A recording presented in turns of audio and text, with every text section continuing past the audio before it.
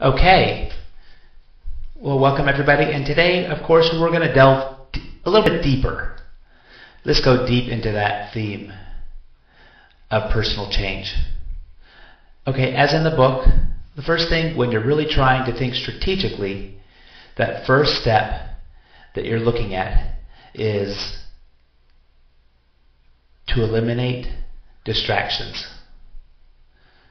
Yeah, I refer to chasing waves, metaphor of surfing, which waves you catch, which waves you let go, waiting for that perfect wave and not catching every single wave that comes your way.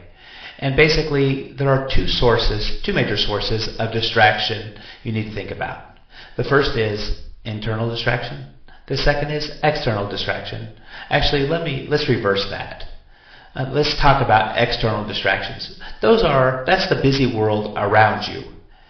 I've read reports that we're exposed to anywhere between 1,000 and 10,000 marketing messages a day out there.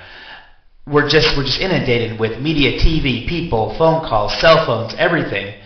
And there is so much distracting us from our goals, from what we're trying to accomplish, that we don't even know what we're trying to do anymore. We're just trying to keep up. We're just trying to process all this information that's going on around us.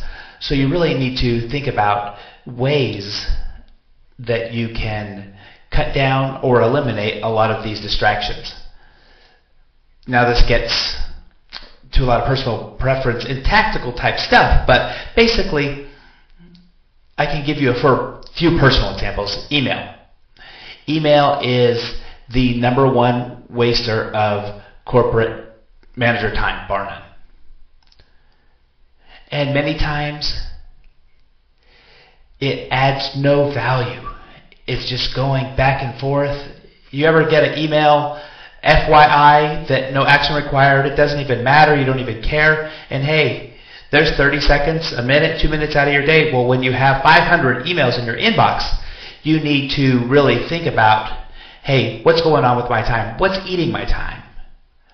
What are those vampires out there that are sucking away my time from what's getting between me and between what I need to get done? So one of the things that I personally do, so I don't let that suck away my time so I don't get pulled down the wrong path, I only check email 3 times a week. And at certain very specific times, never at the beginning of the day.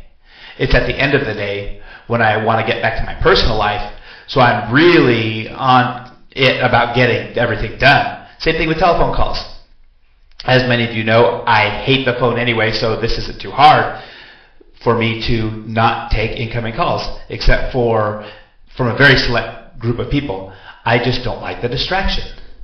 I go in and out of actually removing the phone from my office. That way I don't have any incoming calls. And sometimes I want to do some outgoing calls, so I have to plug it back in. But the fact is, when you're trying to concentrate on something, focus on your work, and you get that phone call, it can take 20 minutes for you to recalibrate. Oh, what was I doing? You need to block out uninterrupted time from those external distractions.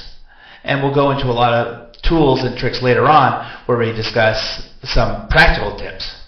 But really think about what can you do in your life, in your work, your home life, everything to cut down or eliminate these distractions.